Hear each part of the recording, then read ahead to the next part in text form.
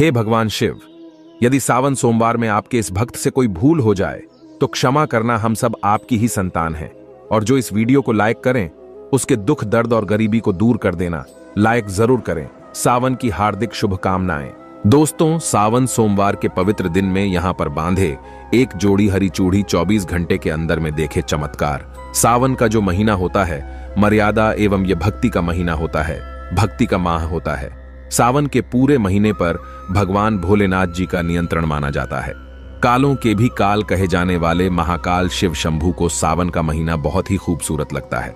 इस समय सूखे पड़े बंजर, सूखे पड़े बाग खिलखिला उठते हैं। चारों ओर हरियाली ही हरियाली दिखाई होती है। सावन का महीना लड्डू गोपाल श्री कृष्ण को अति प्रिय है। अपने बाल गोपाल रूप में भगवान लड्डू गोपाल वृंदावन में सावन में स्नान अवश्य करने आते हैं। श्री कृष्ण सखियों के साथ मिलकर वर्षा आदि में स्नान करते हैं और नृत्य आदि करते हैं। दोस्तों, ऐसा माना जाता है कि सावन के पूरे महीने भर भगवान भोलेनाथ जी की पूजा पाठ करने से वो शीघ्र ही प्रसन्न होते हैं। सावन का पूरा महीना भगवान भोलेनाथ का प्रिय महीना है। इसकी अनेक पौराणिक कथाएं एवं धार्मिक मान्यताएं भी हैं। दोस्तों, जनसाधारण लोग किसी और महीने में संयम नियम का पालन करें या न करें, लेकिन सावन के महीने में संयम एवं नियम का पालन जरूर करते हैं। सावन में जो लोग व्रत आदि करते हैं तो उन्हें पूरे महीने भर लहसुन प्याज तथा किसी का झूठा भोजन भी नहीं करना चाहिए, क्योंकि इस समय व्रतधारी भगवान शिव की शरण में होता है। तो आप कोई भी ऐसा पाप न करें जिससे भगवान शिव क्रोधित हो जाएं। तो आज की जो वीडियो है बहुत ही सुंदर है, ज्ञानवर्धक जानकारी है। इस वीडियो को अपने फायदे के लिए जरूर पूरा देखना है, क्योंकि अधूरा ज्ञान हमेशा अधूरा फल ही देगा और भगवान शिव का अपमान भी माना जाएगा। इसलिए सावन के शुभ अवसर पर वीडियो को अंत तक जरूर देखें और कमेंट में अपनी राशि जरूर डाल दीजिएगा। यदि हमारे पास कोई उपाय होगा तो वह आकर हम आपके कमेंट के रिप्लाई में जरूर बताएंगे। सावन के महीने की विशेष महत्व कुछ इस प्रकार से है। दोस्तों, सावन के महीने में ही समुद्र मंथन हुआ था। सावन के महीने में ही माता लक्ष्मी उत्पन्न हुई थी और माता लक्ष्मी को धन की देवी का दर्जा सावन के महीने में ही प्राप्त हुआ था। सावन के महीने में ही भगवान भोलेनाथ भूलोक पर आ जाते हैं और भूलोक पर जिनके घर पर यथावश शिवलिंग रखा हुआ होता है तो उनके घर में भगवान आशिंक रूप में जरूर आते हैं। दोस्तों, इस माह में भगवान विष्णु योग निद्रा में चले जाते हैं तो सृष्टि का जो भार होता है वो भगवान भोलेनाथ संभालते हैं। तो आज की जो वीडियो का विषय है बहुत ही सुंदर है कि इस वृक्ष पर बांधे 2 जोड़ा हरी चूड़ी, आपकी हर इच्छा शीघ्र ही पूर्ण होगी। और इस वृक्ष पर सावन में अगर हरी चूड़ी बांधते हैं तो आपकी सभी मनोकामना शीघ्र ही पूर्ण होगी ही होगी और आपका आने वाला समय भी सुगमता पूर्वक से गुजरेगा और कैसी भी आपके जीवन में जो परेशानी चल रही हो वो परेशानी भी समाप्त हो जाएगी। अच्छी चूड़ी सभी समुदाय के लोग पहनते हैं। हिंदू, मुस्लिम, सिख, ईसाई सभी लोग अपने हाथों में चूड़ियां अवश्य धारण करते हैं। कोई इसे बैंगल्स बोलता है तो कोई इसे करें तो कोई इसे चूड़ी आदि बोलता है, लेकिन चूड़ी का महत्व सर्वप्रिय है। देवी देवताओं को अति आकर्षित करने वाली चूड़ियां मानी जाती हैं, खासकर माता रानी जो महिला चूड़ी पहनकर। दोस्तों, अगर आप भी भोलेनाथ के सच्चे भक्त हैं तो कमेंट बॉक्स में ओम नमः शिवाय जरूर लिखना और अगर आप भोलेनाथ से प्यार करते हैं तो एक लाइक जरूर करेंगे।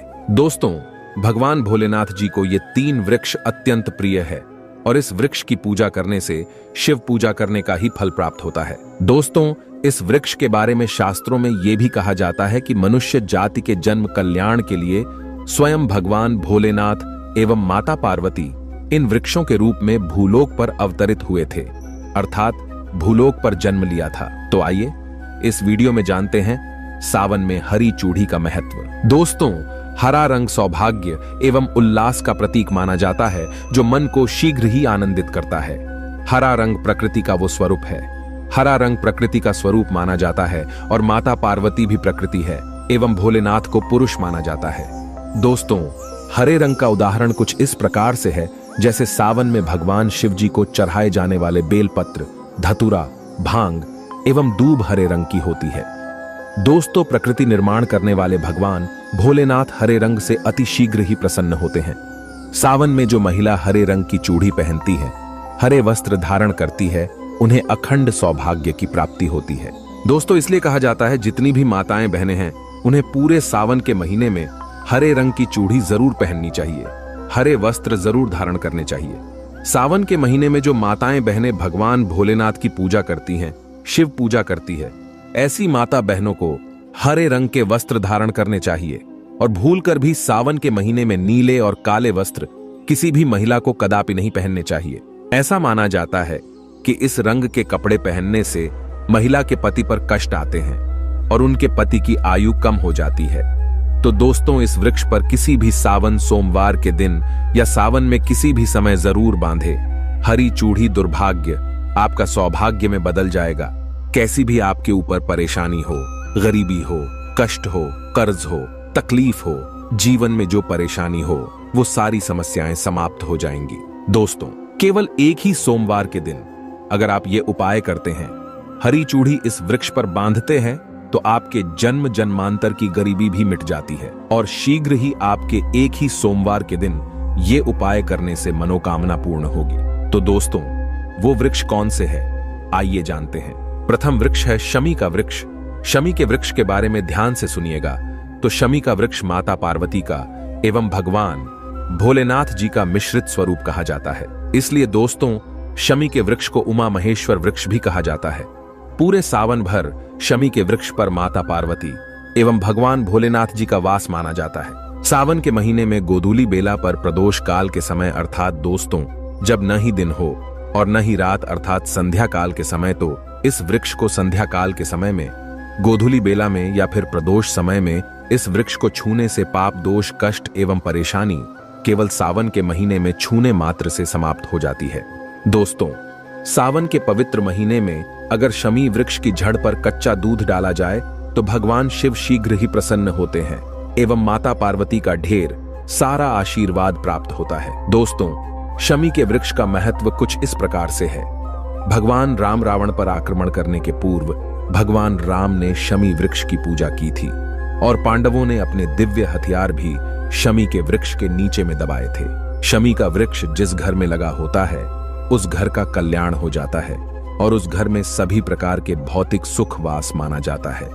तो दोस्तों, सावन के किसी भी सोमवार के दिन शमी वृक्ष पर उमा महेश्वर का ध्यान करते हुए 2 जोड़ी हरी चूड़ी एवं हरे रंग का रिबन जरूर बांधना चाहिए, या फिर हरे कलर का जो भी आपको श्रृंगार आदि मिल जाए वो आपको जरूर बांधना चाहिए, जैसे कि हरे रंग की मेहंदी, हरे रंग की बिंदी आदि या हरी चूड़ियां जरूर बांधनी चाहिए।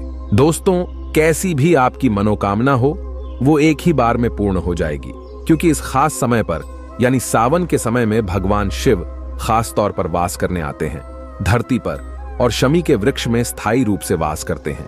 शमी का वृक्ष छूने मात्र से आपकी मनोकामना शीघ्र ही पूर्ण हो जाएगी। पूरे सावन भर अगर शमी के पत्ते भोलेनाथ जी को उनकी पूजा में चढ़ाते हैं तो इससे अष्ट लक्ष्मी आपके घर में वास करती है। आपके घर में कैसी भी गरीबी हो, दरिद्रता हो, दुख हो, परेशानी हो, गरीबी हो, बीमारी हो, सब समाप्त हो जाती है और पूर्ण रूप से आपके घर में भौतिक सुख आकर के निवास करने लगते हैं। दोस्तों, दूसरा वृक्ष है धतूरे का वृक्ष।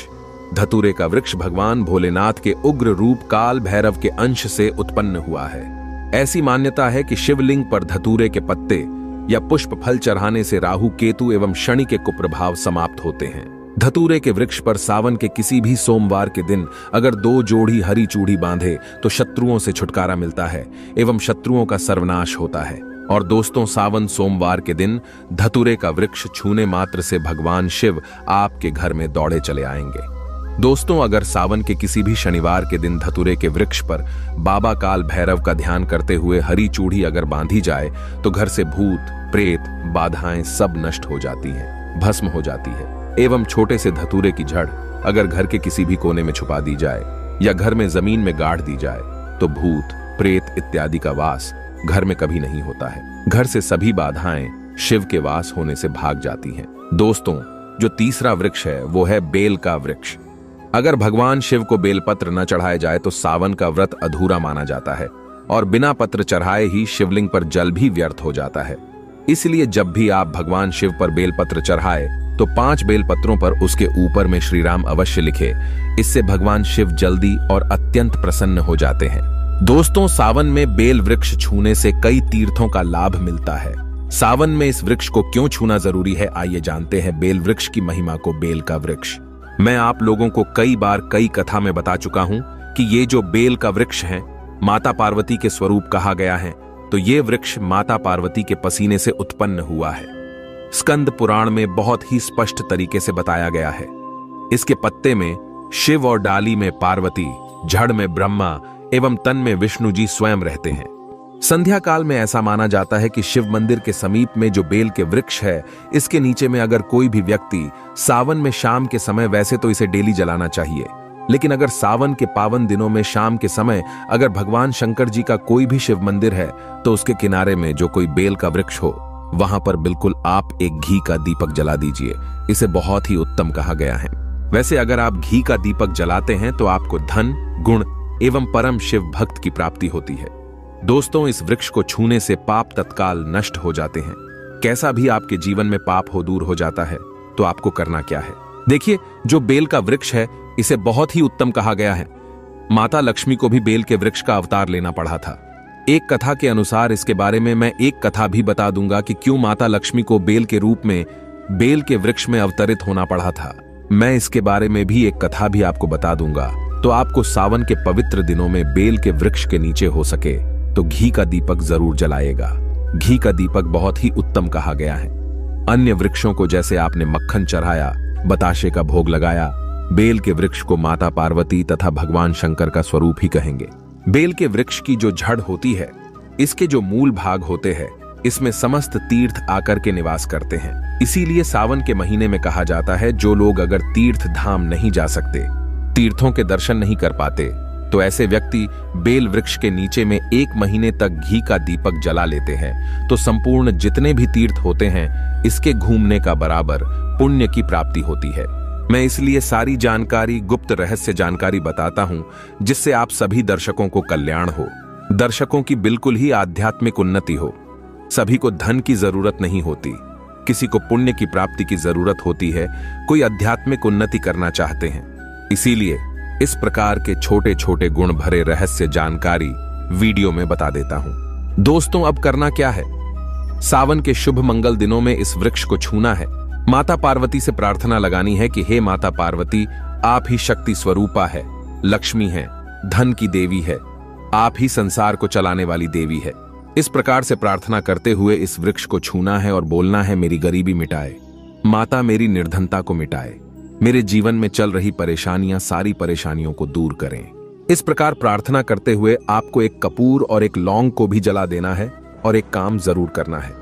जलाने के बाद इस वृक्ष को आपको बोलना है कि मैं भोग स्वरूप आपको धतूरे के पत्ते एवं धतूरे के फल समर्पित कर रहा हूं, आप स्वीकार करें। दोस्तों, इस वृक्ष की जड़ के नीचे में भी आपको धतूरे के फल एवं पुष्प हैं तो पुष्प भी रख सकते हैं, फिर पत्ते रख दीजिए। और अब वृक्ष आपको छूना है, प्रार्थना करते हुए कि हमारी गरीबी मिटाए, हमारी निर्धनता मिटाए, बिल्कुल ही आपके जीवन में कभी गरीबी नहीं आएगी। और एक प्रार्थना जरूर करना है, किसी की हाय लग गई हो, बददुआ लग गई हो, किसी का दोष लगा हो, जिसके कारण हमारी आध्यात्मिक उन्नति नहीं हो पा रही हो, तो आप जो है हाय, बददुआ एवं किसी का दोष लगा हो, उसे तुरंत दूर करें।